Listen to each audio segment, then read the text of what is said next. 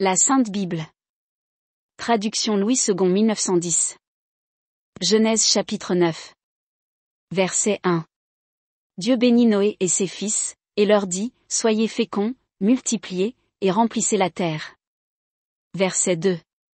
Vous serez un sujet de crainte et d'effroi pour tout animal de la terre, pour tout oiseau du ciel, pour tout ce qui se meut sur la terre, et pour tous les poissons de la mer, ils sont livrés entre vos mains. Verset 3. Tout ce qui se meut et qui a vie vous servira de nourriture, je vous donne tout cela comme l'herbe verte. Verset 4. Seulement, vous ne mangerez point de chair avec son âme, avec son sang. Verset 5. Sachez-le aussi, je redemanderai le sang de vos âmes, je le redemanderai à tout animal, et je redemanderai l'âme de l'homme à l'homme qui est son frère. Verset 6. Si quelqu'un verse le sang de l'homme, par l'homme son sang sera versé, car Dieu a fait l'homme à son image. Verset 7. Et vous, soyez féconds et multipliez, répandez-vous sur la terre et multipliez sur elle. Verset 8.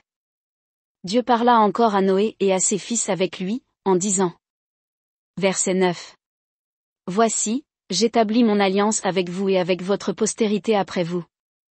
Verset 10. Avec tous les êtres vivants qui sont avec vous, tant les oiseaux que le bétail et tous les animaux de la terre, soit avec tous ceux qui sont sortis de l'arche, soit avec tous les animaux de la terre. Verset 11.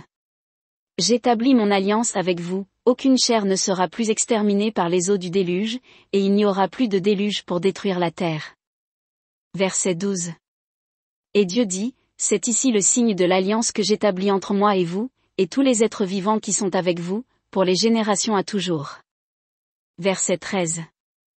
J'ai placé mon arc dans la nue, et il servira de signe d'alliance entre moi et la terre. Verset 14. Quand j'aurai rassemblé des nuages au-dessus de la terre, l'arc paraîtra dans la nue. Verset 15. Et je me souviendrai de mon alliance entre moi et vous, et tous les êtres vivants, de toute chair, et les eaux ne deviendront plus un déluge pour détruire toute chair. Verset 16. L'arc sera dans la nue, et je le regarderai, pour me souvenir de l'alliance perpétuelle entre Dieu et tous les êtres vivants, de toute chair qui est sur la terre. Verset 17.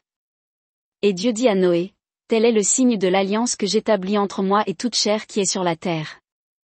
Verset 18. Les fils de Noé, qui sortirent de l'arche, étaient Sem, Cham et Japhet.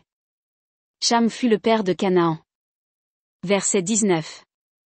Ce sont là les trois fils de Noé, et c'est leur postérité qui peupla toute la terre. Verset 20. Noé commença à cultiver la terre, et planta de la vigne. Verset 21. Il but du vin, s'enivra, et se découvrit au milieu de sa tente. Verset 22. Cham, père de Canaan, vit la nudité de son père, et il le rapporta dehors à ses deux frères. Verset 23.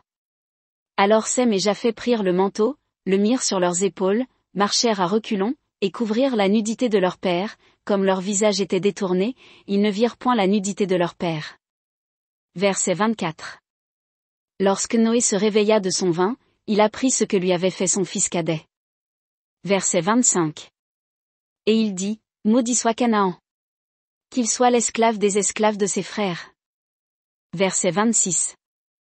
Il dit encore, béni soit l'Éternel, Dieu de Sem, et que Canaan soit leur esclave. Verset 27. Que Dieu étende les possessions de Japhet, qu'il habite dans les tentes de Sem, et que Canaan soit leur esclave. Verset 28. Noé vécut, après le déluge, 350 ans. Verset 29. Tous les jours de Noé furent de 950 ans, puis il mourut.